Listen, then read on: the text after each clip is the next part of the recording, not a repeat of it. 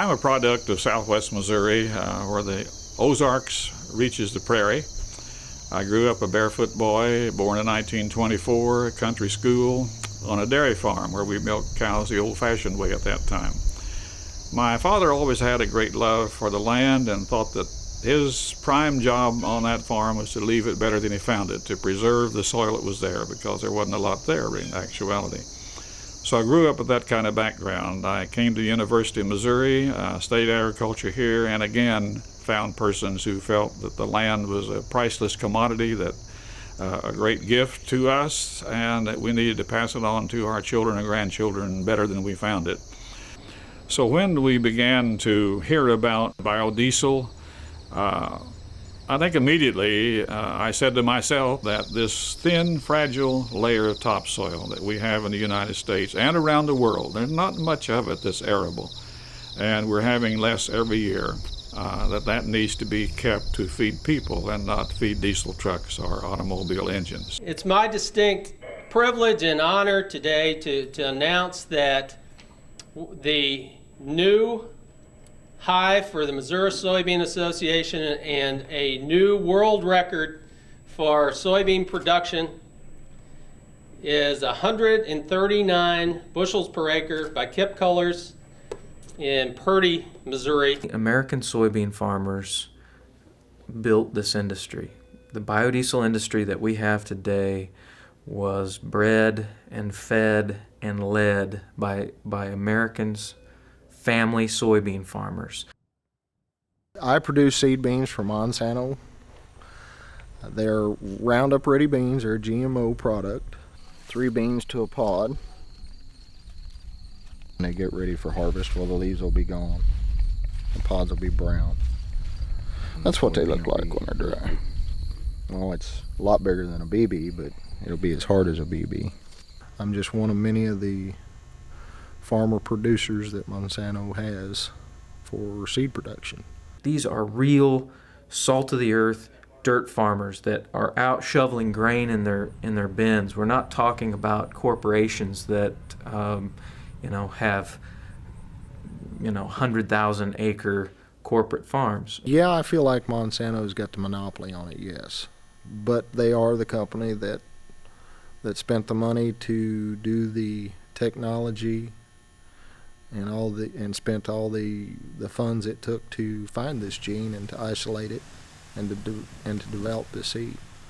Genetic modification means you have an absolute rejection of the intelligence of nature, and you neglect the capacity of nature to develop over millions of years the best technologies available.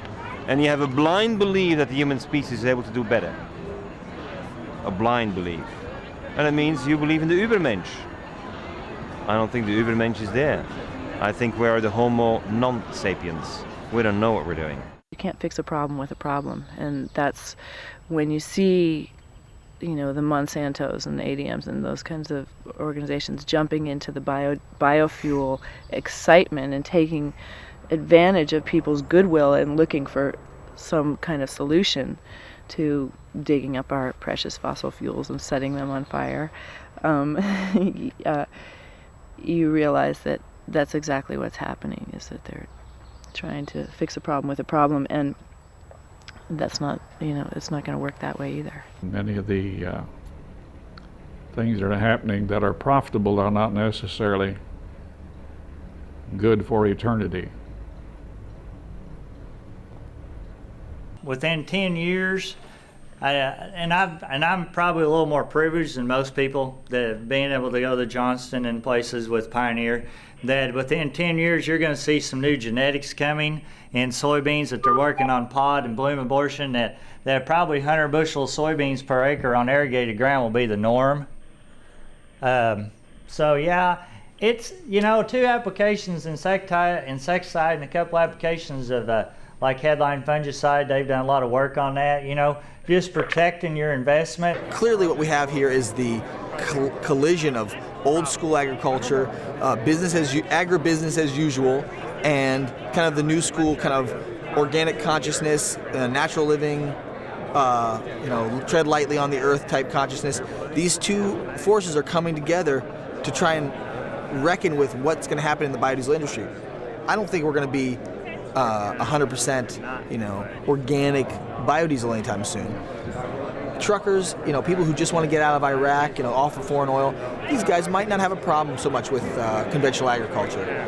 But I do think we're going to see, like we have in the grocery sector, with organics doing so well, we're going to see a natural kind of segment of the fuel market developing, and I believe we are at the very beginning of that. I mean, shit, we're not only saving garbage, we're running our cars off of it. This is the best thing I've ever seen in my life. Yeah. I love it. I love it. I love it. I love it. These guys that are making their own biodiesel is going to pay their road tax. Because if they ever get caught, it's cheaper to pay your taxes than to get caught. It's just like prohibition. We're bootleggers. We're new age bootleggers. Except the brew you can drink and burn in your car. You make your own fuel and you use it going up and down the highway. What's the government going to say about it?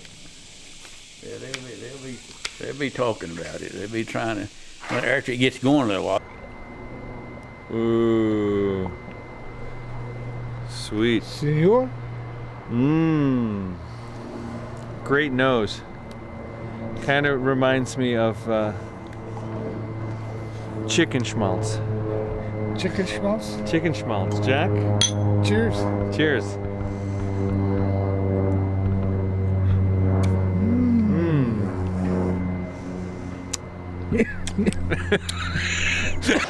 I guess the sun's shrinking and all sorts of other stuff. No, we got to think of other things. Think smart. And biodiesel, man, that's got me going.